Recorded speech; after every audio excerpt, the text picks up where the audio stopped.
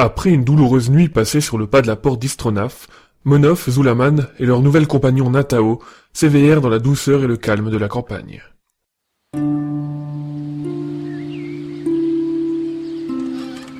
Et de l'horizon, l'astre solaire éveille le monde et le berce de sa chaleur matinale pour lui donner la force de se lever et d'attaquer de front les épreuves qui l'attendent.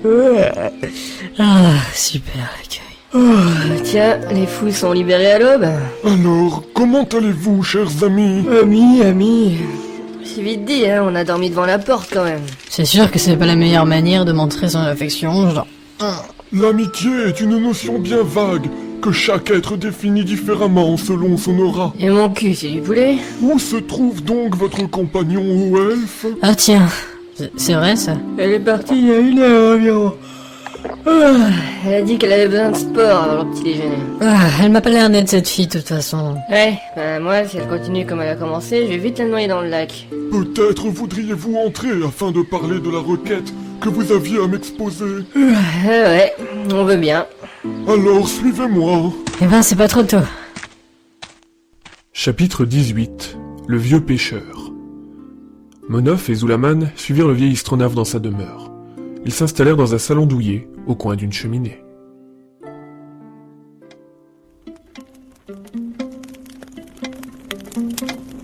Eh ben, il fait sacrément meilleur ici. La chaleur d'un foyer est le meilleur des remèdes. Ouais, c'est ça, mais revenons-en à ce dont pourquoi nous sommes venus. Oh oui, je vous en prie, allez-y. Eh bien, nous sommes venus vous demander... Tiens, toc. Attendez ici, je vais ouvrir. Il se foutrait pas de notre gueule un peu? Je sens qu'on va pas y arriver. Il va falloir être persuasif pour qu'il nous fasse traverser. Si c'est pour qu'il nous réponde encore avec ses phrases à l'avant moelleux. Là, on va là. Alors, on n'attend plus les copains? Natao revient de sa balade. Elle nous rapporte un cadeau. Un cadeau? Ouais, le voilà. Oh, c'est quoi ce truc? Un sanglier. Je l'ai croisé pendant mon footing. Sale brute. Alors, où en étions-nous?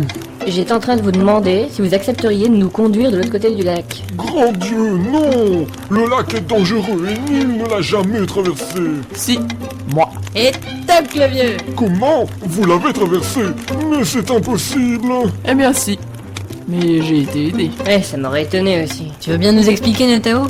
Comment t'as fait? Quand j'ai fui la capitale, j'ai traversé les bois de l'Arbre Rouge. J'y ai croisé un mage qui m'a donné un objet permettant de calmer le monstre habitant dans le lac. Un objet qui calme le monstre? À quoi ressemble-t-il cet objet? C'était une sorte de boîte à musique. Le chant semblait apaiser le monstre, permettant à son possesseur de traverser sans encombre.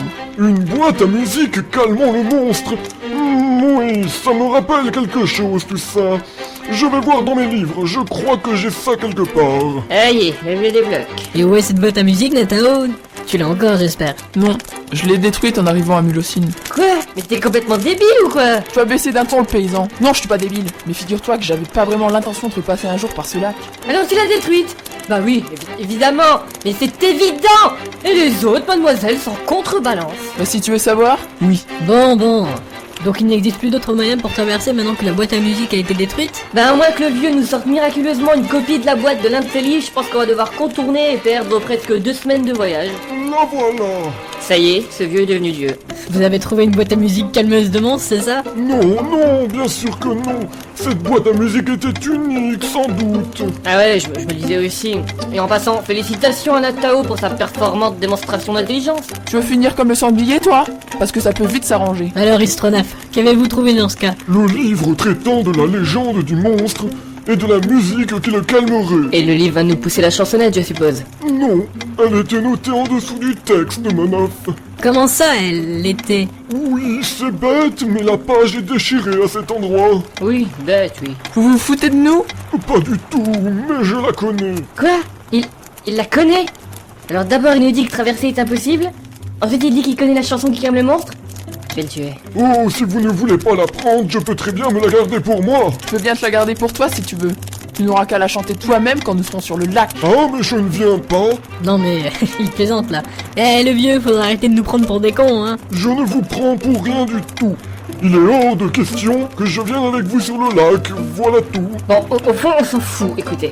Vous pouvez nous prêter une embarcation pour que nous puissions traverser? Je ne vous apprendrai pas la musique. C'est pas ma question, papy. Même sans la chanson, on traversera. Mais ce qu'on veut, c'est que tu nous prêtes un bateau. Il en est hors de question. Mais pourquoi, bordel? Car je n'ai pas envie de perdre un bateau bêtement pour satisfaire la curiosité d'être naïf tel que vous. Il commence à me les briser, l'ancêtre. Bon, écoute, espèce de vieux gâteux.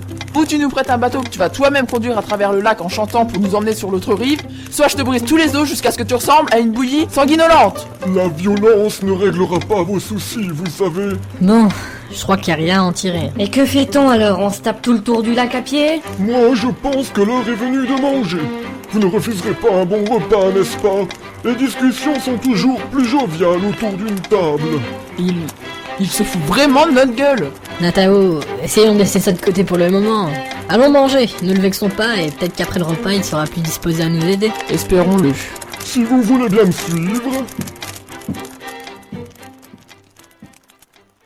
Tentant de reprendre leur calme, nos 3 compagnons rejoignirent l'étrange vieillard dans la salle à manger.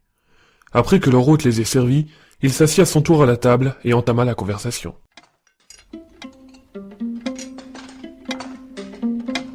Je vais vous raconter une histoire. Youpi tralala.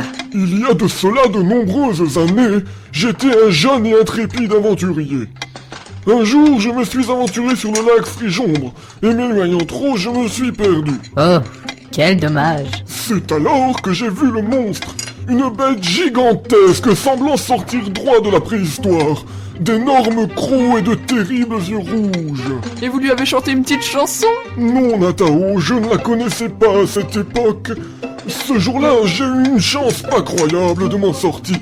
Depuis ce jour, je ne me suis plus jamais aventuré loin sur le lac. Youhou, quelle histoire palpitante. J'en suis tout émoustillé. N'empêche, mon œuf, si Mérigno avait été encore là, il l'aurait sûrement battu en quelque sort et nous serions passés comme à rien. Sans doute, oui. Après, je ne veux pas contredire Istronaf, mais j'ai toujours entendu dire que personne n'avait jamais aperçu le monstre. Et c'est bien vrai, personne ne l'a jamais vu. Moi-même qui navigue souvent, je ne l'ai jamais vu de mes yeux. Mais, tu viens pas de nous dire exactement le contraire? Niang avait sûrement raison, il perd la boule. Ah, Niang, c'est un gentil petit gars, ça. Et serviable en plus. Ouais, mais on l'a pas encore traversé ce lac, moi je te le dis. Dites-nous, Istronaf, que faites-vous dans la vie? Je suis pêcheur, Zulaman. Oh, d'accord. Ce n'est pas trop dur? Fatigant parfois, mais quand on aime son métier, la fatigue n'est pas un problème. Qu'est-ce que tu nous fais, Zol? J'abatte la bête. Très bonne technique, Zoul. Merci. Voilà qui conclut plutôt bien cette journée, vous ne trouvez pas? Il est pas tard pourtant. Certes, mais il est temps pour moi de me reposer. Et que fait-on, nous?